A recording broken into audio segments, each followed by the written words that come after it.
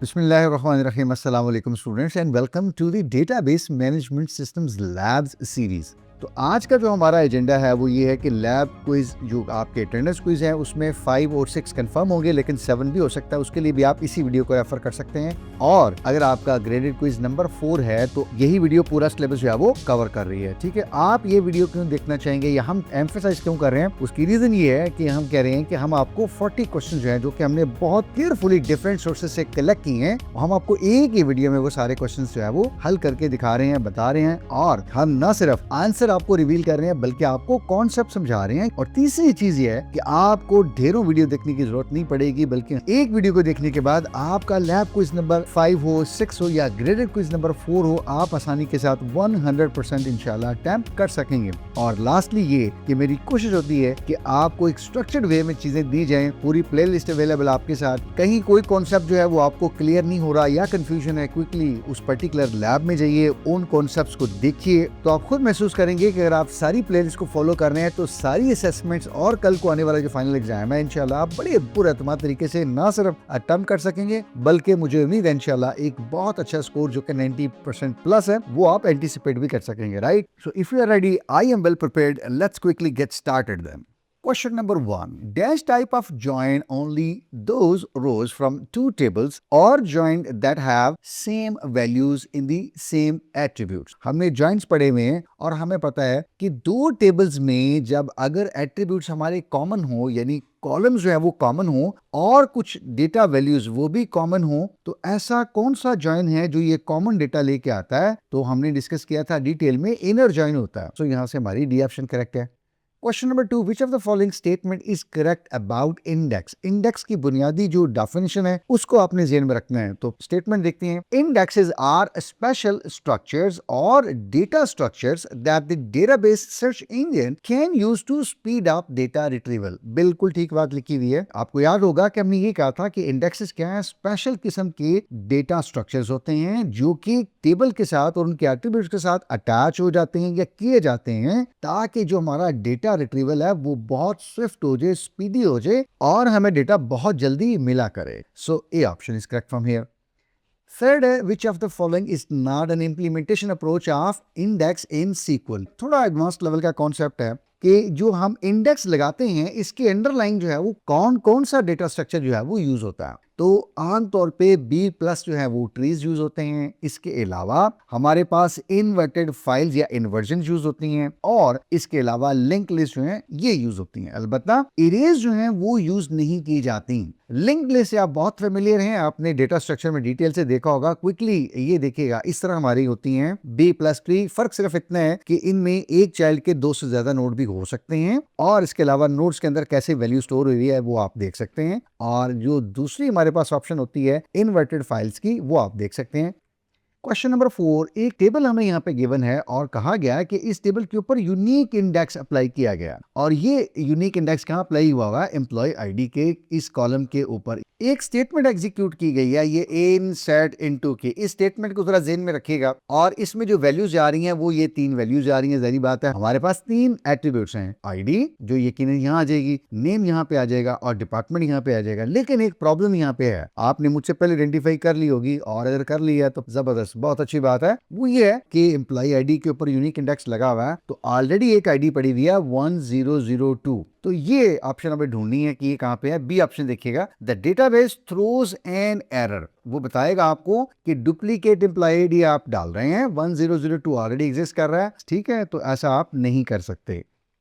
Question number 5. The dash join returns all records when there is a match in the left table or table 1 or right or table 2 records or is not. कौन सा join है वो जो सारे record को return करेगा चाहे कोई मैच है या चाहे मैच नहीं है? ठीक है, बहुत आसान है। फुल ज्वाइन होता है या उसको आप फुल आउटर ज्वाइन भी कहते हैं। मतलब टेबल ए का सारा रिकॉर्ड आएगा, ये डेटा आएगा, टेबल बी का भी आएगा चाहे मैच करता है या नहीं, और जो मैचिंग एरिया होगा जो यहाँ पे ओवरलैपिंग दिखाई गई है ये सारा रिकॉर्ड आएगा। सो this is a full join या फुल आउटर ज्वाइन। सिक्स्थ है which of the following is true option for self join. Self का मतलब ये क्लू है इस क्वेश्चन के अंदर, यानी ये ज्वाइन तो है लेकिन टेबल का अपने साथ ही ज्वाइन है। ठीक है, डी ऑप्शन देखिएगा, अ table is joined with itself, the D is correct. 7. Dash type of join. First, inner join is performed on the participating tables and then resulting table is projected on the attributes of one table. आसान लफ्जों में हम ये कह रहे हैं कि database को कि आप हमें टेबल 1 से वो सारी, देख रहे हैं 1 है ना, 1 टेबल 1 से वो सारे रिकॉर्ड दिखाइए जो टेबल 2 में मैच करते हैं। बट कंसर्न हमारा क्या है, हमें सिर्फ टेबल 1 का डेटा चाहिए, तो ये क्या होगा, सेमी ज्वाइन होगा। नेक्स्ट है जी, how many popular index types are there in the SQL server. तो हमारे पास SQL सर्वर में दो तरह के इंडेक्स टाइप्स होती हैं, एक को हम कहते हैं क्लस्टर्ड या क्लस्टरिंग। इसमें क्या होता है कि जो डेटा होता है इंडेक्स का वो टेबल के अंदर ही स्टोर होता है और आमतौर पे किसी टेबल में एक क्लस्टर इंडेक्स की इजाजत होती है या लगा सकते हैं हम। नॉन क्लस्टर ये होता है कि आपका जो इंडेक्स जो मैं और आप क्रिएट करते हैं वो डेटा स्ट्रक्चर एक सेपरेट स्ट्रक्चर में जाता है और वही इंडेक्स जो है वो स्टोर किया जाता है और वहां से पॉइंटर होता है हमारे टेबल के अंदर जितनी भी वैल्यूज होती हैं जिनको हमने पॉइंट करना होता है, जिनके ऊपर इंडेक्स हमने लगाया होता है। और चूंकि ये स्ट्रक्चर अलग हम रखते हैं इसलिए हम किसी एक टेबल के ऊपर ज्यादा इंडेक्स भी लगा सकते हैं, मल्टीपल भी लगा सकते हैं। तो टाइप कितने हैं, दो टाइप्स के हैं, option B. Question number 9, which of the following is correct about the SQL index. Index अभी हमने क्या कहा बोला कि इंडेक्स डेटा स्ट्रक्चर है, वो यकीनन किसी मेमोरी में स्टोर भी होता है और वो मेमोरी को ऑक्यूपाई भी करता है। So D option is correct, indexes are stored on the disk और ये मेमोरी भी ऑक्यूपाई करते हैं, राइट। 10th है, in a database A or N dash allows the database program to find data in the table without scanning the entire table। एक चीज आपने और हमने डिस्कस की थी, आपको याद होगा, FTS फुल टेबल स्कैन। हम 1 मिनट के लिए सोचते हैं हमारे पास इंडेक्स नाम की कोई चीज नहीं है, हमें अगर कुछ चीज सर्च करनी पड़ती है तो जरी बात है हम यहाँ पे आएंगे, हमने सर्च की नहीं मिली, उसके बाद फिर यहाँ चले गए, सर्च की नहीं मिली, ये करते करते हम एक एक करके अपना डेटा सर्च कर रहे हैं। इंडेक्स नहीं होगा तो ऐसा ही काम करता है database. So in the database if an index is there it allows the database program to find the data without scanning the full table या इंटायर टेबल। 11 है, which of the following is correct way of removing the index call index 1। ये index 1 हमने क्या करना है, remove करना है जो पहले कहीं लगाया। जैसे हम टेबल क्रिएट करते हैं तो किस कमांड से करते हैं, क्रिएट टेबल। बिल्कुल ऐसे ही हम इंडेक्स क्रिएट करते हैं तो कैसे करते हैं, क्रिएट इंडेक्स। अब हमने इसको रिमूव करना है तो जैसे टेबल को हम ड्रॉप करते हैं ऐसे ही हम क्या करते हैं, ड्रॉप इंडेक्स और उसके बाद किस इंडेक्स को रिमूव करना है उस इंडेक्स का हमने नाम लिखा इंडेक्स 1। 12 है, which is the syntax of unique indexes. क्या आपने कोई एक यूनिक इंडेक्स क्रिएट करना है तो जनरल उसका सिंटैक्स क्या होगा। ऑप्शन ए देखिएगा, हम क्रिएट लिखते हैं और उसके बाद यूनिक का कीवर्ड लिखते हैं, उसके बाद इंडेक्स का रिजर्व वर्ड आएगा और फिर इंडेक्स का नाम क्या रखना है, ठीक है, वो हमने लिखा, किस टेबल के ऊपर हमने इंडेक्स क्रिएट करना है वो लिखा और किस कॉलम पे करना है, ठीक है, वो कॉलम हमने यहाँ मेंशन किया। तो ए ऑप्शन हमारी बिल्कुल ठीक है। 13. Which of the following is the correct command to create an index on the column email of the table student? तो क्या लिखेंगे, create, उसके बाद index, right? और उसके बाद ये चूंकि नाम नहीं दिया हुआ तो मैंने खुद लिख दिया idx_email। ऑन का कीवर्ड लगाया और उसके बाद टेबल लिखा स्टूडेंट और कॉलम कौन सा, ईमेल, ठीक है। So A option is correct from here. 14. The dash join returns all records from the left table and the matching records from the right table। यानी दो टेबल्स में जब हम ज्वाइन लगा रहे हैं तो हम कहते हैं जी लेफ्ट टेबल से तो सारा रिकॉर्ड आए और राइट से क्या है, मैचिंग, ठीक है। ये देखिएगा लेफ्ट से सिर्फ यही आया है और राइट से क्या आ रहा है, टेबल बी से सिर्फ जो ए के साथ मैचिंग है। तो ये हमारा कौन सा होता है जी, लेफ्ट ज्वाइन या लेफ्ट आउटर ज्वाइन। 15 है, consider the following employees table at the SQL command. What will be the output of the SQL command? इस क्वेरी को थोड़ा सा फोकस करते हैं। Select count a distinct department ID, ठीक है, यहाँ पे ये पैरेंथेसिस मिस है। तो हमने क्या करना है जी, हमने एक तो काउंट करनी है लेकिन डिस्टिंक्ट किसको काउंट करना है, डिपार्टमेंट आईडी को। तो डिपार्टमेंट आईडी को हम यहाँ पे काउंट करते हैं जी, ये देखिएगा इन दोनों में से एक काउंट करेंगे हम, चूंकि डिस्टिंक्ट है ना इसलिए एक काउंट करेंगे, रिपीट नहीं करेंगे। इन दोनों में फिर एक काउंट करेंगे, तो ये कितनी होंगी? 2 होगी। और एज ये हमने बात की थी, ये क्या होता है? एलियस होता है। जो कॉलम की आउटपुट आएगी उसका ये हेड हो जाएगा। एम्प्लॉइज के टेबल से हमने ये ले लिया जहां पे सैलरी कितनी है जी, 50,000 से ज्यादा। राइट, इसका मतलब है कि ये कंडीशन वेयर ने ये ड्रॉप कर दी क्योंकि ये 50,000 से लेस है। अगेन ये इनमें से तो एक आएगा और इनमें से एक आएगा, इसका मतलब है टोटल 2। ये वाली ऑप्शन हमारी बिल्कुल ठीक है। 16. Which function returns the largest value of the column? यानी एक कॉलम है, उसके अंदर सैलरी है, सेल्स की वैल्यू हो सकती है, नंबर ऑफ शिपमेंट्स हो सकती हैं, स्कोर या ग्रेड हो सकता है, कोई भी वैल्यू हो सकती है। तो वहां से हमने लार्जेस्ट वैल्यू निकालनी है। ठीक है, आपको याद होगा हमने एग्रीगेट फंक्शंस पढ़े थे, बिल्कुल आपको याद आ गया। लार्जेस्ट से आपको क्या यहाँ क्लू मिल रहा है? मैक्सिमम, यानी मैक्स का फंक्शन होगा और पैरेंथेसिस के अंदर हम उस कॉलम की कैप्शन या टाइटल देंगे या उसका नाम बताएंगे एट्रीब्यूट का, तो हमें मिल जाएगा उस कॉलम के अंदर जो भी मैक्सिमम या लार्जेस्ट वैल्यू होगी। 17. Which of the following is an aggregate function? तो कितने एग्रीगेट फंक्शन हमने देखे थे जी? हमने देखा था सम का भी होता है, हमने देखा जी काउंट का भी होता है, हमने देखा मैक्स का भी होता है, मिन का भी होता है, एवरेज का भी होता है। तो इसका मतलब ये है कि ये सारे जो गिवन है ये सारे एग्रीगेट फंक्शन है। इंपॉर्टेंट बात ये है कि हर सिचुएशन में हमें कोई एक चाहिए होगा और मैं कोशिश करूंगा इन सबको कहीं ना कहीं आपको आगे एग्जाम्पल में भी समझा सकूं। एक दो हमने देखे हैं, एक दो भी और आने वाले क्वेश्चन में भी देखेंगे। 18. What does the count function return? अभी जैसे मैंने कहा हम एग्जांपल करेंगे तो नेक्स्ट आ गई। काउंट का फंक्शन जो है ये क्या करता है? अगेन ये भी क्या है? एक एग्रीगेट फंक्शन है और ये क्या करेगा? काउंट करेगा, मतलब कितनी रिकॉर्ड्स हो गए हैं। ठीक है, नंबर ऑफ रिकॉर्ड्स या फिर नंबर ऑफ रोज, उनको काउंट करके देगा। Right, C option. 19. The dash clause allows you or us to sort the records in the result set. यानी जो क्वेरी हमने चलाई है उसके बदले में हमें क्या मिला है? कुछ रिजल्ट मिला है, उसको सीक्वल की जुबान में कहते हैं रिजल्ट सेट। इसमें हमने रिकॉर्ड्स को क्या करना है? सॉर्ट करना है, मतलब तरतीब देनी है। यहां से क्या मिल रहा है आपको? ऑर्डर। तो ऑर्डर पे जब हम लगाते हैं तो जो रिजल्ट हमें मिलना था अब वो ऐसे नहीं मिलेगा बल्कि सॉर्ट होके मिलेगा। बाय डिफॉल्ट असेंडिंग होता है और कॉलम टाइप के ऊपर डिपेंड करता है कि किसको हमने ऑर्डर बाय लिया हुआ है। Question number 20. The dash clause can be used in a select statement to collect data across multiple records and organize the results by one or more columns. थोड़ा सा इसको कोशिश कीजिए फोकस करने की। ये कोई क्लॉज है और इसको हम यूज करते हैं सिलेक्ट स्टेटमेंट के अंदर और हम डेटा कलेक्ट करते हैं। मल्टीपल जो हमें रिकॉर्ड्स मिलते हैं उनको हम ऑर्गेनाइज भी करते हैं और ये किसी एक या एक से ज्यादा कॉलम से हम ऑर्गेनाइज कर सकते हैं। तो असल में तो ये ग्रुप बाय की क्लॉज है जो हम सेलेक्ट स्टेटमेंट में यूज करते हैं to aggregate data across different records या डिफरेंट रोज और उनको हम ऑर्गेनाइज कर लेते हैं एक कॉलम में भी या एक से ज्यादा कॉलम में भी कर सकते हैं। ठीक है, जैसे हमने कहा था group by department, group by class या प्रोग्राम और group by the product category और product brand. 21. Consider the following employees table and the SQL command. What will be the output of the SQL command? ठीक है जी, again वही शायद employ का table है जो हमने कुछ क्वेश्चंस पहले देखा है। स्टेटमेंट जरा देखिएगा, इसको थोड़ा सा फोकस करने की कोशिश कीजिएगा। सिलेक्ट अ डिपार्टमेंट आईडी, हमने डिपार्टमेंट आईडी को सिलेक्ट करना है और काउंट लिया हुआ है स्टैरिक्स या एस्ट्रिक्स। तो हमने डिपार्टमेंट आईडी ली और उसके बाद उसके रिकॉर्ड जो है वो हमने काउंट किए और कॉलम का हमने हेड क्या दे दिया? टोटल। तो टोटल के नीचे क्या आना चाहिए? डिपार्टमेंट आईडी का काउंट आना चाहिए। ये देखिएगा, एक डिपार्टमेंट आईडी यहाँ पे ये है, इसका काउंट क्या बना? 2। फिर एक डिपार्टमेंट आईडी ये है, इसका काउंट भी कितना बना? 2। तो ये 2 और 2 बन गया। राइट, आगे चलते हैं। फ्रॉम एम्प्लॉइज, हाँ, where salary is greater than 50,000। इसका मतलब ये है कि अगर सैलरी 50,000 से ज्यादा है तो ये रिकॉर्ड तो चला गया। इसका मतलब ये है कि ये जो डिपार्टमेंट था 501 उसका रिकॉर्ड तो सिंपली बना 1 और आपने इनको ग्रुप भी करना है, यानी इनका जो लेफ्ट साइड पे ग्रुप बनाना है वो डिपार्टमेंट आईडी का बनेगा। तो इसका मतलब ये है कि 500 के 2 रिकॉर्ड या काउंट बनेंगे और 501 का 1 बनेगा। तो वो कौन सी ऑप्शन है हमारी? A option. 502 and 501 department ID का 1 record. 22.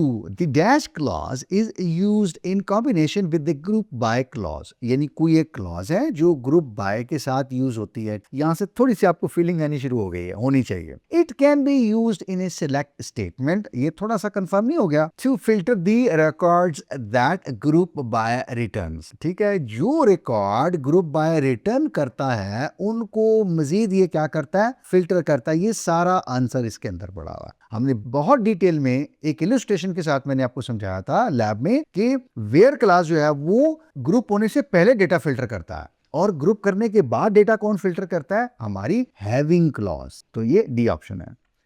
23. The dash join returns all records from the right table and the matching records from the left table. ये कुछ मिलती जुलती चीज हमने इससे पहले भी की है कि सारे रिकॉर्ड्स आए वो के राइट टेबल से या टेबल बी से, और वो भी आए जो ए और बी में यानी लेफ्ट और राइट में कॉमन है। तो हम राइट से खड़े को जब लेफ्ट देखेंगे तो क्या बनेगा? राइट आउटर जॉइन, बिल्कुल लेफ्ट आउटर जॉइन के अपोजिट है या वाइस वर्सा है। 24. A university has a table students with the following columns. Which SQL query will give the average marks for each department? अब हमें क्वेरी खुद देखनी है। यहाँ से दो तीन चीजें इसमें हाईलाइट कीजिएगा। एक तो एग्रीगेट फंक्शन कौन सा यूज हुआ? एवरेज। और हमने किस तरह ग्रुप करना है चीजों को? डिपार्टमेंट के हिसाब से। अब देखते हैं अपनी क्वेरी। तो ये देखिएगा बी में सिलेक्ट डिपार्टमेंट, ये देखिए हमने डिपार्टमेंट के हिसाब से करनी थी यानी ग्रुप बनाने थे, तो ये बना दिया हमने। एवरेज किसका लेना है? मार्क्स का। ठीक है, तो ये देखिए एवरेज मार्क्स, ये हमारा एग्रीगेट फंक्शन यूज हो गया। किससे? स्टूडेंट का रिलेशन है यानी स्टूडेंट्स का, और ग्रुप किससे करने हैं? अगेन डिपार्टमेंट से। ठीक है जी, तो ये हमारी जो क्वेरी है ये बिल्कुल ठीक है। 25. Consider the table orders below. Which SQL query will find the customers whose total order amount exceeds 1000? जैसे मैंने कहा था कि मैं डिफरेंट कोशिश करूंगा आपको एग्रीगेट की प्रैक्टिस कराऊं, तो ये एक परफेक्ट एग्जांपल है। I deliberated made these questions for you कि आपकी एक अच्छी ग्रास्प हो जाए इंशाल्लाह इन कॉन्सेप्ट्स के ऊपर, राइट। तो ऑर्डर्स का टेबल है, क्विकली जरा फोकस कीजिएगा। हमें कोई क्वेरी फाइंड आउट करनी है कि जिसमें वो कस्टमर्स दिखाने हैं जिनके टोटल ऑर्डर की जो अमाउंट है वो बढ़ती है ज्यादा किससे? 1000 से। हमें क्या करना होगा? कस्टमर्स को निकालना है, तो select customer ID.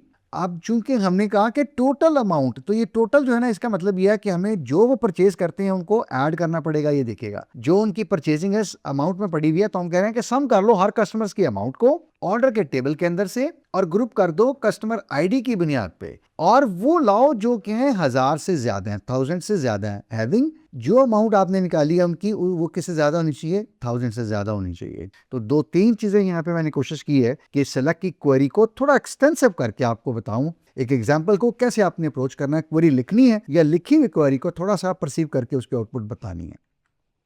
26. Which of the following join operations do not preserve non-matched tuple? ये प्रिजर्व नहीं करती, सेव नहीं करती नॉन मैच को, यानी वो जो मैचिंग नहीं है। इसका मतलब वो जो मैचिंग है, और जो मैचिंग है वो कौन रखती है, कौन लाती है? Inner join. ठीक है, अगेन कॉन्सेप्ट सेम है लेकिन पूछने का अंदाज डिफरेंट है। ठीक है, तो आपको एटलीस्ट डिफरेंट डायमेंशन से एक ही कॉन्सेप्ट को अप्रोच करने भी आने चाहिए। 27. What type of join is needed when you wish to include rows that do not have matching values? मतलब अब आपको खाली वो नहीं चाहिए जो सिर्फ मैचिंग है, इनफैक्ट बल्कि आपको सारी चाहिए। तो इसलिए जब सारी आपको चाहिए, वो जो मैचिंग नहीं चाहिए और राइट और लेफ्ट का भी नहीं बताया हुआ, तो इसका मतलब ये है we will use full outer join.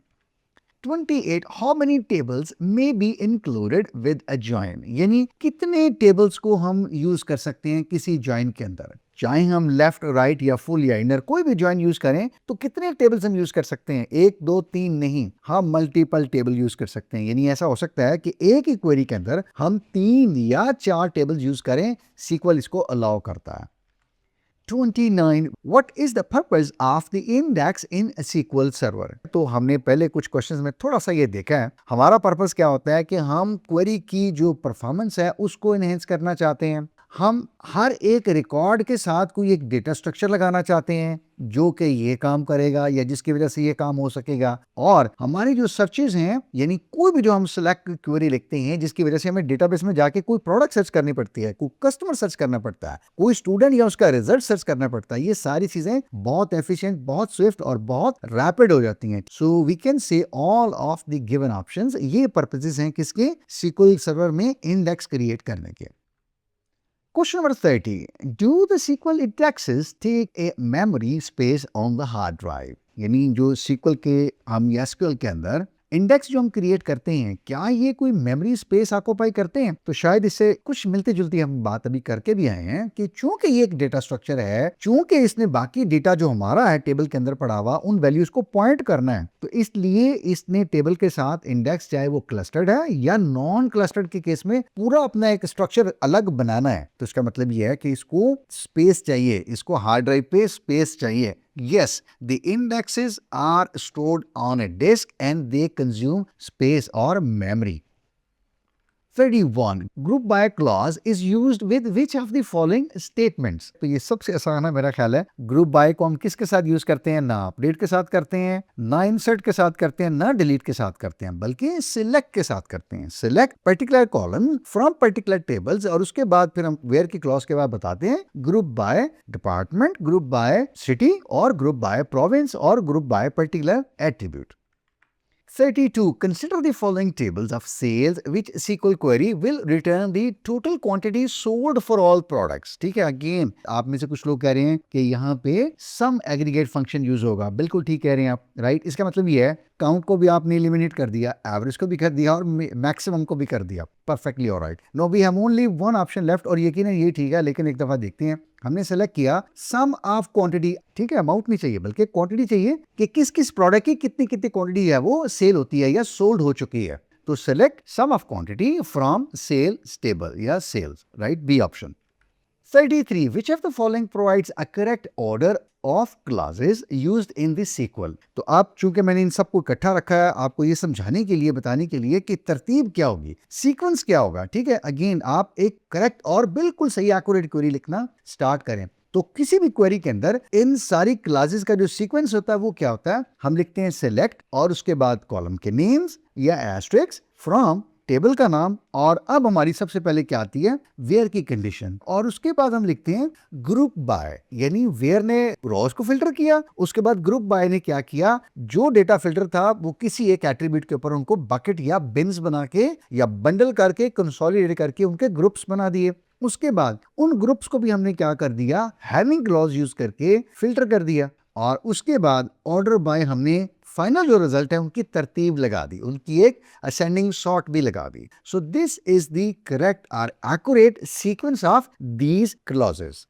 34. In the group by clause, the grouping is done using the value present in the dash. Group by हम करते हैं, इस क्लॉज को जब यूज करके डेटा ग्रुपिंग करते हैं. ये कहाँ होता है? क्या पूरे टेबल के अंदर होता है? बिल्कुल नहीं होता. जो रिजल्ट सेट हम लेते हैं सिर्फ हमारे रिजल्ट सेट के ऊपर ये ग्रुप बाय अप्लाई होता है. जो रॉ डेटा है या जो एक्चुअल फिजिकल डेटा टेबल में स्टोर है उसके ऊपर कोई ग्रुपिंग अप्लाई नहीं होती, बल्कि सिलेक्ट की जो क्वेरी हमने लिखी है जो उसकी आउटपुट या रिजल्ट सेट मुझे आपको मिलेगा उसके ऊपर ये ग्रुपिंग अप्लाई होगी. ठीक है, बी ऑप्शन.